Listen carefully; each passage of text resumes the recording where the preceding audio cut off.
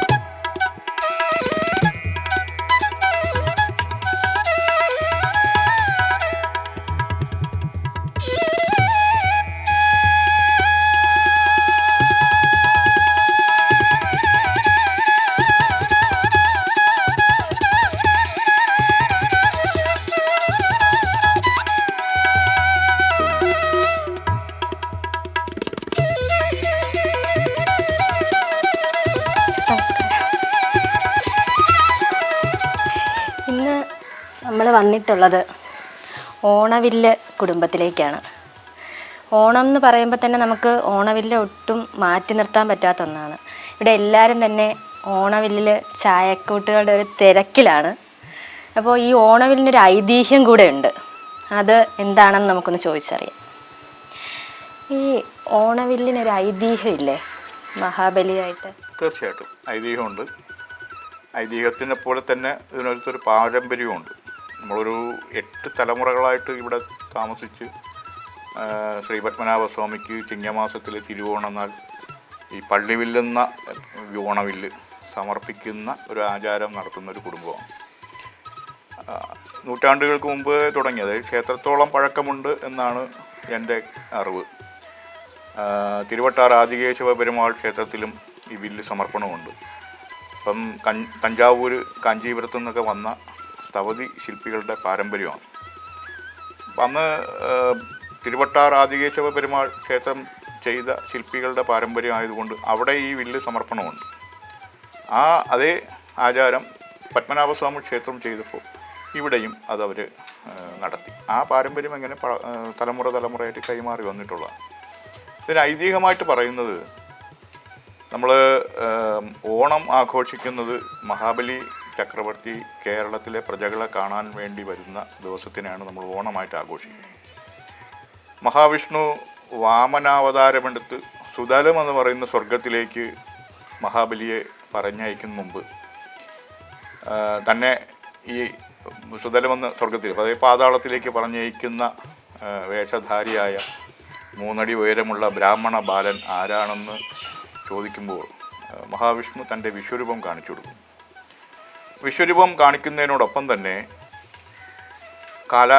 ഈ മഹാവിഷ്ണു വീണ്ടും അവതാരങ്ങൾ എടുക്കുമെന്നും കാലാകാലങ്ങളിൽ എടുക്കുന്ന അവതാരങ്ങൾ വർഷത്തിൽ ഒരു പ്രാവശ്യം വന്നു പോകുന്ന മഹാബലിക്ക് കാണാനുള്ള ആഗ്രഹം മഹാവിഷ്ണുവിനോട് പറയുന്നു. മഹാവിഷ്ണു പ്രപഞ്ച ശില്പിയായ വിശ്വകർമ്മദേവനെ പ്രത്യക്ഷപ്പെടുത്തി മഹാബലിയുടെ ആഗ്രഹം അറിയിക്കുന്നു. അപ്പോൾ വിശ്വകർമ്മദേവൻ മഹാവിഷ്ണു വീണ്ടും എടുക്കുന്ന അവതാരങ്ങൾ ദശാവതാരമായിട്ട് ആദ്യം വരച്ചു കാണിക്കുന്നു എന്നാണ് ഐതിഹ്യം. പിന്നെ കാലാകാലങ്ങളിൽ എടുക്കുന്ന അവതാര കഥകൾ ചിത്രങ്ങളായിട്ട് വരച്ച് വിഷ്ണു സന്നിധിയിൽ സമർപ്പിക്കാമെന്നൊരു വാക്ക് കൊടുക്കും. അപ്രകാരം നടക്കുന്ന ഒരു ചടങ്ങാണ് ഈ വില്ല് സമർപ്പണം.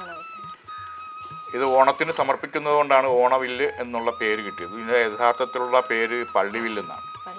ഇത് ബഹുമാന സൂചകമായി ഉള്ള ഒരു വാക്കാണ് പള്ളി. ഇപ്പോൾ പള്ളി ഉണർത്തൽ, പള്ളിപ്പലക, അങ്ങനെയൊക്കെയുള്ള ആ ബഹുമാന സൂചകമായി ഉള്ള ഒരു വാക്ക് ഈ വില്ലിൽ മുന്നിലായിട്ട് പ്രയോഗിച്ചിട്ട് പള്ളിവില്ല് എന്നുള്ള പേരിലാണ് അറിയപ്പെടുന്നത്. ഞങ്ങളിതൊരു 8 തലമുറകളായിട്ട് ഇവിടെ ആചരിക്കുന്നു. പത്മനാഭസ്വാമി ക്ഷേത്രത്തിൽ ആചാരം നടക്കുന്ന അല്ലെങ്കിൽ ആചാരം നടത്തുന്ന, പുറത്തുനിന്നും ആചാരം നടത്തുന്ന 2 കുടുംബം, ഒന്ന് രാജകുടുംബവും ഈ വില്ല് സമർപ്പിക്കുന്ന കുടുംബവും. ബാക്കിയെല്ലാം ക്ഷേത്രത്തിനകത്താണ് ഈ ആചാരമായിട്ട് നടത്തുന്നത്. അങ്ങനെ ഒരു മഹാഭാഗ്യം ഈ കുടുംബത്തിന് കിട്ടിയതിൽ മുജ്ജന്മ സുഹൃതം എന്ന് പറയാം. അതുപോലെ തന്നെ വില്ലിലായിരുന്നപ്പോൾ 6 തരത്തിലുള്ളതാണ് വരുന്നത്. അത് ഏതൊക്കെയാണ്? ആദ്യകാലങ്ങളിൽ ദശാവതാരവും കൃഷ്ണലീലയും അനന്തശയനമാണ് സമർപ്പിച്ചുകൊണ്ടിരുന്നത്. അത് കഴിഞ്ഞ് ഞങ്ങളുടെ തൊട്ട് മുമ്പുള്ള തലമുറ ശ്രീരാമന് വില്ലുകൾ സമർപ്പിച്ചു. ഞങ്ങളുടെ തലമുറ വന്നപ്പോൾ വിനായകനും ശാസ്താവിനും സമർപ്പിച്ചു. അങ്ങനെ 6 തരത്തിലുള്ള വില്ലുകളാണ് സമർപ്പിച്ചത്. എൻ്റെ നേരെ അനുജനായ സുദർശനാണ്. സുദർശൻ വന്നിട്ട് ക്ഷേത്രശില്പിയാണ്. അപ്പോൾ സുദർശനാണ് ഈ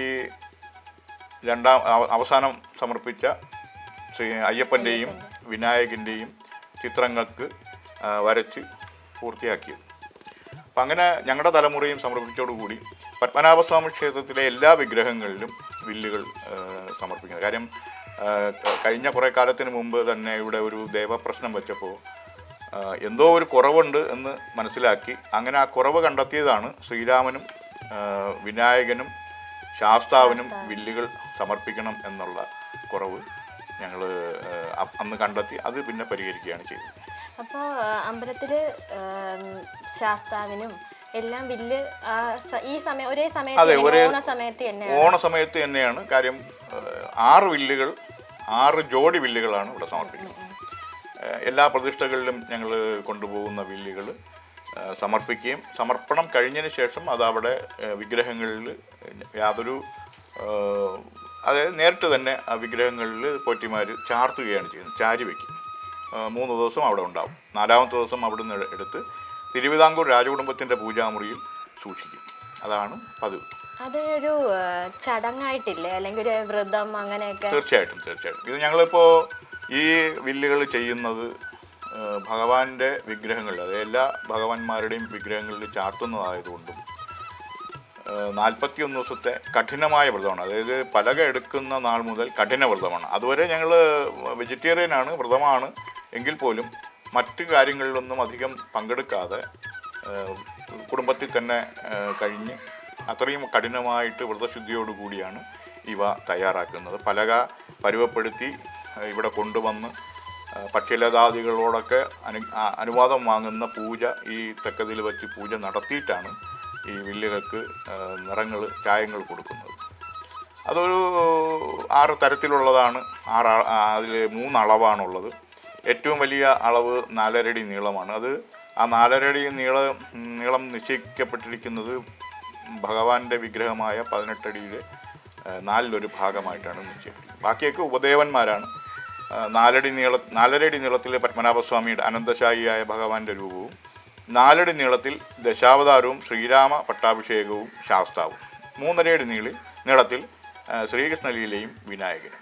അങ്ങനെ 6 ജോഡി വില്ലാണ് സമർപ്പിക്കുന്നത്. അതുപോലെ എല്ലാ മരത്തിൻ്റെ തടിയിലും ഇത് നമുക്ക് ചെയ്യാനായിട്ട് അങ്ങനെയാണോ അതോ? ഇല്ല, എല്ലാ മരത്തിൻ്റെ തടിയിലും ഇത് ചെയ്യില്ല.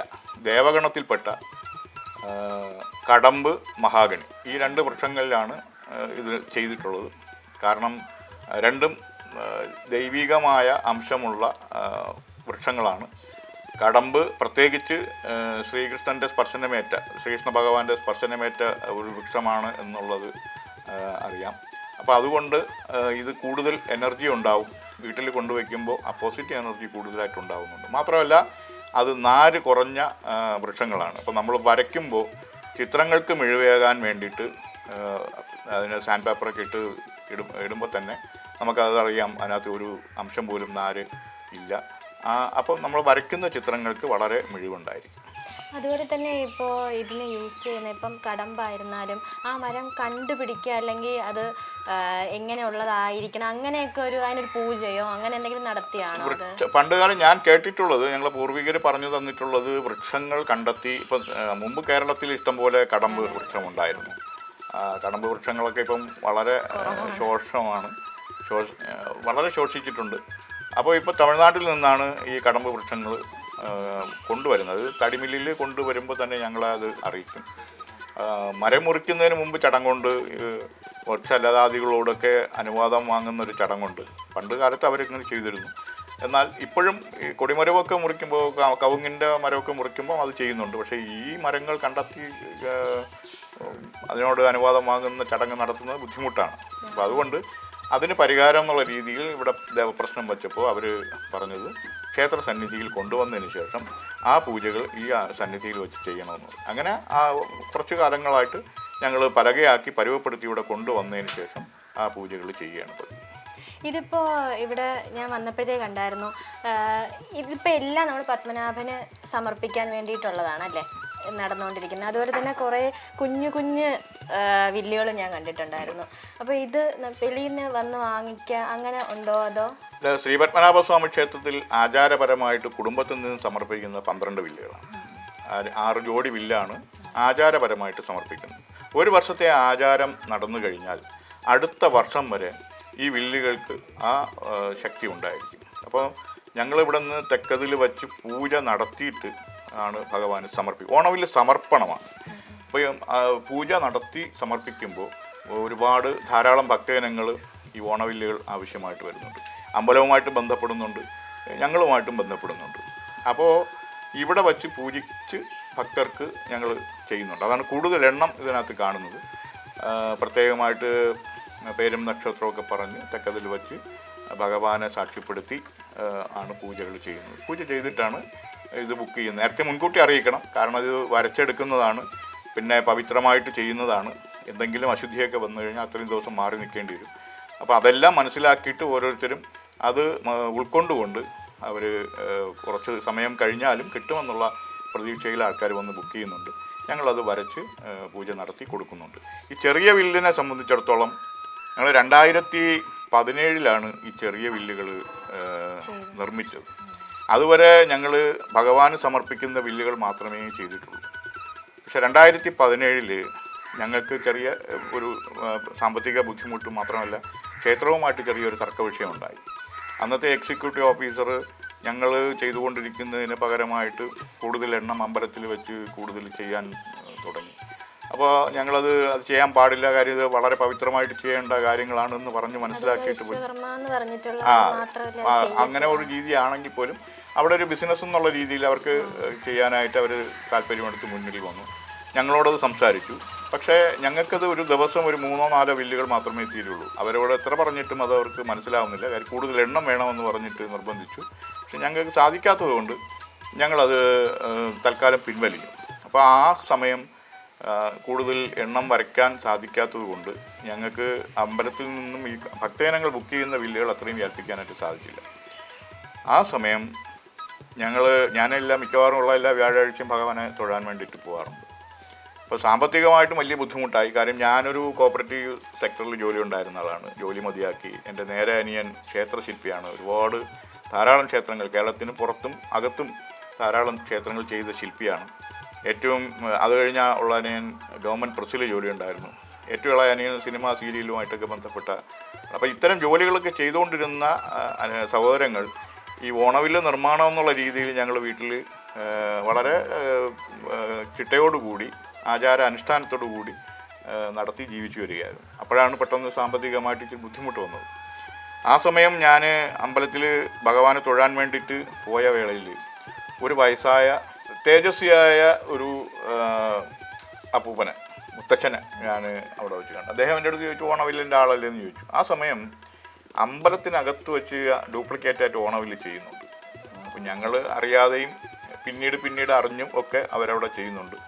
അപ്പോൾ അവിടെ നിന്ന് ഒരു വില്ലിങ്ങനെ ഒരാൾ വാങ്ങിക്കൊണ്ട് പോകുന്നു. പക്ഷെ എന്നെ കണ്ടുകൊണ്ട് ഈ വാങ്ങിക്കൊണ്ട് പോകുന്ന ആൾ ചിരിച്ചു. അപ്പം അവരുടെ വിചാരം ഞങ്ങൾ ചെയ്തതാണെന്നുള്ളത്. പക്ഷെ എനിക്കറിയാം ഞങ്ങളുടേതല്ല എന്നുള്ളത്. അപ്പോൾ മാനസികമായിട്ടൊരു പ്രയാസം ഉണ്ടായി. കാരണം ആ ഭക്തനെ ഒരു നമ്മൾ പറഞ്ഞ് തെറ്റിദ്ധരിപ്പിക്കുന്നത് ശരിയല്ലല്ലോ എന്ന് കരുതി ഞാനൊന്നും സംസാരിച്ചില്ല. അപ്പോൾ ഇദ്ദേഹം എൻ്റെ അടുത്ത് ചോദിച്ചു എന്താണ് പെട്ടെന്ന് മുഖം മ്ലാനമായത്. ഞാനീ അമ്പലത്തിലുമായിട്ട് നടന്ന പ്രശ്നങ്ങളെല്ലാം ഞാൻ അദ്ദേഹത്തെ സംസാരിച്ചു. അപ്പോൾ അദ്ദേഹം പറഞ്ഞു വരുമാന മാർഗം ഒരു ബുദ്ധിമുട്ടാണ്, ശരിയാണ്. പക്ഷെ നിങ്ങളിപ്പോൾ വക്യോൽ കൂന എന്ന് പറഞ്ഞാൽ വക്യോലിൻ്റെ മലയുണ്ട്, ആ വക്യോൽ കൂനയിൽ നിന്നും കയറ് പുറത്തുനിന്ന് എടുത്താണ് നിങ്ങളിപ്പോൾ വക്യോൽ കെട്ടുന്നത്. വക്യോൽ തന്നെ കയറുണ്ട്, മാറോട് അണയ്ക്കുന്ന വില്ല് ചെയ്യൂ, അത് ഭഗവാൻ ഇഷ്ടാവും എന്ന് പറഞ്ഞിട്ട് ഇദ്ദേഹം അങ്ങ് പോയി. പക്ഷെ ഒരു മിനിറ്റ് 2 മിനിറ്റിനകത്തേ ആവുള്ളൂ. ഞാൻ പുറത്ത് എനിക്കെൻ്റെ അർത്ഥം ശരിയായ മനസ്സിലാക്കാത്തത് കൊണ്ട് ഞാൻ അദ്ദേഹത്തിനെ അന്വേഷിച്ചിട്ട് പടിഞ്ഞാറൻ നടയിൽ അവിടെ ഒന്ന് അന്വേഷിച്ചു. പക്ഷെ അദ്ദേഹത്തിന് പിന്നെ കാണാൻ പറ്റിയില്ല. ആ ഓഫീസിൽ അന്വേഷിച്ചു, വസ്ത്രങ്ങൾ വയ്ക്കുന്നത് തെക്കോട്ടും വടക്കോട്ടും ഒക്കെ ഞാൻ അന്വേഷിച്ചു. ഏകദേശം ഒരു 10-15 മിനിറ്റോളം ഞാൻ അവിടെ അന്വേഷണം തുടങ്ങി. പക്ഷെ അദ്ദേഹത്തിനെ പിന്നെ കാണാൻ പറ്റിയില്ല. അപ്പോൾ ഞാനിത് വീട്ടിൽ വന്ന് അനുജന്മാരായിട്ട് ഇത് സംസാരിച്ചു. അപ്പോൾ അനുജന്മാർ സംസാരിച്ചിട്ട് അവർ പറഞ്ഞത് നമുക്കൊരു അളവ് വ്യത്യാസത്തിൽ ചെയ്യേണ്ടി വരും, നോക്കാം എന്ന് പറഞ്ഞു. അനിയനാണ് ഒരു അളവ് നിർണ്ണയപ്പെടുത്തി മാറോട് അണയ്ക്കുന്നില്ല. അപ്പോൾ മാറിൻ്റെ അളവ് മാറിൽ വെച്ചാലും ആ അളവ് വരും. അതിനെക്കാട്ടിയും ഏറ്റവും യാദൃച്ഛികമായിട്ട് വന്ന അളവ് എന്ന് പറയുന്നത് നമ്മൾ വലിയ വില്ലിൽ വരയ്ക്കുന്ന ഭഗവാന്റെ ചെറുവിരൽ മുതൽ, കയ്യിൻ്റെ ചെറുവിരൽ മുതൽ താമര തണ്ട് വരെയുള്ള ഒരളവാണ്. ഞങ്ങളത് മനഃപൂർവ്വം ചെയ്തില്ല, പക്ഷേ യാദൃച്ഛിക വന്നതാണ്.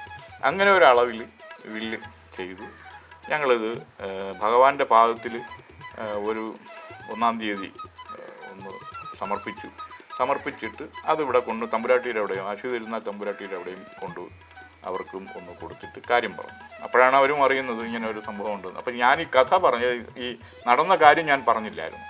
അപ്പോൾ തമ്പുരാട്ടി പറഞ്ഞ് നോക്കട്ടെ, നമുക്കത് 1-2 ഒക്കെ വെച്ച് ആൾക്കാർക്ക് പറഞ്ഞു നോക്കാമെന്ന് പറഞ്ഞു. പക്ഷേ അഭൂതപൂർവമായ ഒരു അനുകൂലമായ നിലപാടാണ് ഭഗവാൻ നമുക്ക് ചെയ്തു തന്നത്. കാര്യം ആ സമയം മുതൽ ആൾക്കാർ ഇതിനു വേണ്ടി, ചെറിയ ബില്ലിന് വേണ്ടി ഒരുപാട് ഭക്തജനങ്ങൾ അന്വേഷിച്ചു വന്നു.